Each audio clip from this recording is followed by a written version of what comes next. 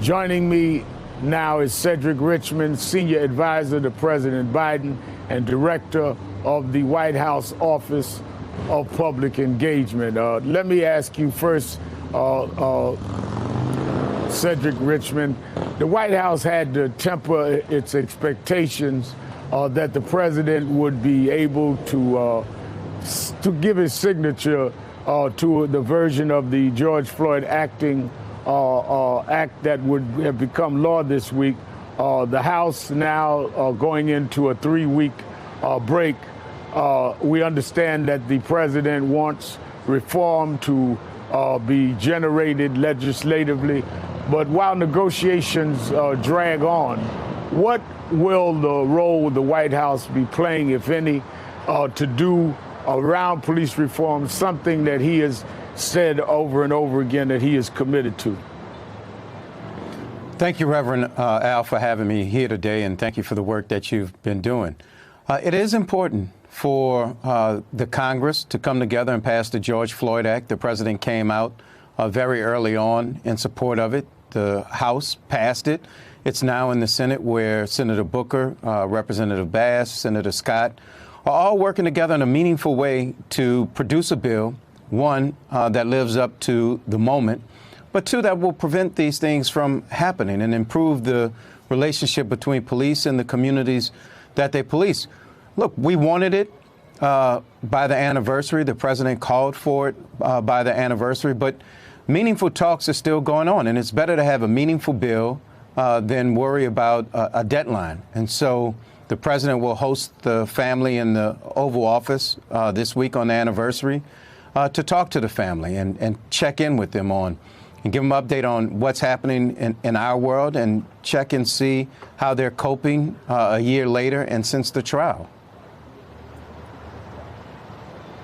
Now, the fact that there's been meaningful talk, and as you know, I've talked with Senator Booker and Congresswoman Karen Bass, who said Senator Scott has been, in their opinion, sincere in trying to come to common ground, which is what we want. I mean, certainly some of us have our views, but we want to see this come together. The civil rights leaders hope to talk to all sides, hope to talk to the president. But again, this is not about drama. This is about change. And sometimes people are going to have the spirit of change as the priority. And that's what I think all sides are committed to. But let me bring you to a situation closer to home. You, for many years, have been a congressman from Louisiana. And there's been now a tape that has come out on this, as we deal with this somber anniversary of George Floyd. We see something there in your home state where a proud son of your state has a tape has now been released that talks about Ronald Green's arrest in your state 2 years ago, before George Floyd. The footage at all matching with what state police initially reported. And as the person in charge of the White House Office of Public Engagement, what do you see when you look at cases other than what has happened here that are happening around the country? We had the Wright case just about 10 miles from here in Brooklyn Center. During the end of the trial, we had the case in Elizabeth City. Where you sit, how do we deal with these things continuing to happen and things being revealed even after the verdict, and how the White House and the legislators in Washington have to deal with this issue? It's disturbing and it's painful, and you feel for the families. But the other part of it, and we have to be honest about this as a country, is the fact that it breeds distrust. If you look at the police report, it is in no way in relation to what actually happened. And so if you don't have that trust, if you don't have transparency, and you don't eventually have accountability for situations like this, then you've thrown policing out of the window. And so that's why it's important when we talk about a duty to intervene for other police officers, to hold other police officers accountable. You had a number of law enforcement officials out there. And for that police report to read to the way it did, so contrary to the facts, is disturbing. And people want to know why there's a deep distrust in the African-American community between the police and the community. It's because oftentimes they can't trust what the police say in a sworn police report. And that's a problem. And so those things deserve and warrant investigations, and that investigation is going on. But you've seen this Justice Department, which on its own, independent of the White House, launch investigations across the country, pattern and practice into police departments and specific incidents. So I believe that this Justice Department is being very thorough and deliberate about what they do.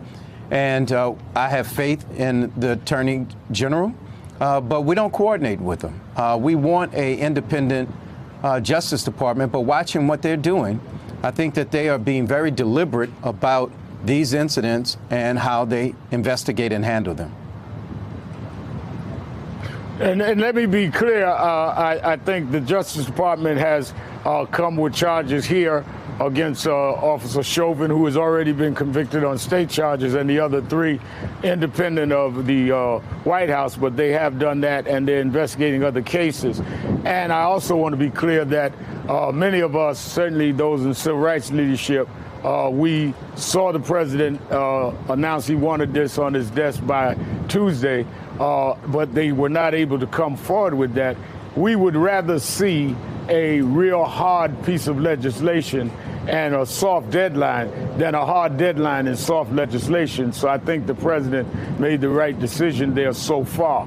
Let me ask you about something else. The growing campaign called audits to recast the results of the last year's general election.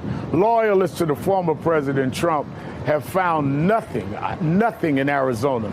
So now they're moving this in other states. Georgia and other states are talking about this, that people of color are being, in many ways, threatened by their votes being negated.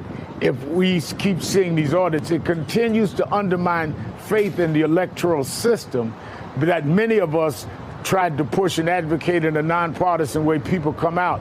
And we saw in January a big, and to be candid, damage done with the right audience, where the White House had to come down. In many ways, these audits are really chipping away at the confidence many of us said, let us go out and vote, let our voices be heard. And even after the fact, we're coming with audits that are producing nothing. How do you view this, and what good is this for the American people?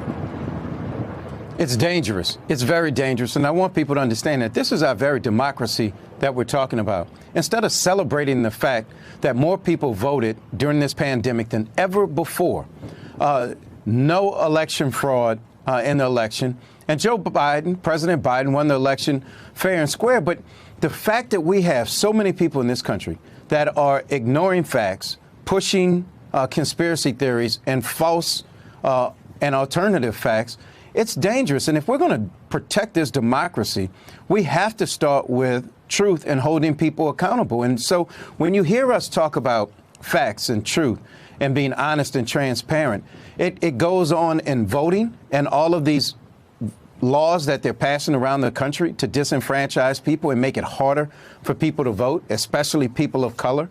That's why it's important that we pass the Voting Rights Act, the extension, which would be H.R. 4, which the president has called for. H.R. 1 is important. So we have to pass laws in this country to protect our democracy. And so we've seen the civil rights groups in a nonpartisan way protect people's access to the ballot box so that their vote is meaningful and that it counts. And as a White House, we're committed to doing that also because it's important. And this is not about Republican or Democrat. This is about just acknowledging the facts and making sure that people can vote. And so, we're appreciative for all of the community that has come together to fight these laws. The business community has come together. But the country has to stand up. The country has to wake up. We see troubling things all across this country, whether it's the rise in hate crimes, whether it is an insurrection at the Capitol that people are now saying was not an insurrection, that it was tourists. I was in the Capitol. Tourists don't act like that. Tourists don't present themselves like that. It was an insurrection full of criminals. And so we just have to start calling it like it is and then addressing those things that we have to fix to continue to make this a more perfect union. All right. Well, thank you for being with us, the senior advisor to President Biden, former Congressman Cedric Richmond.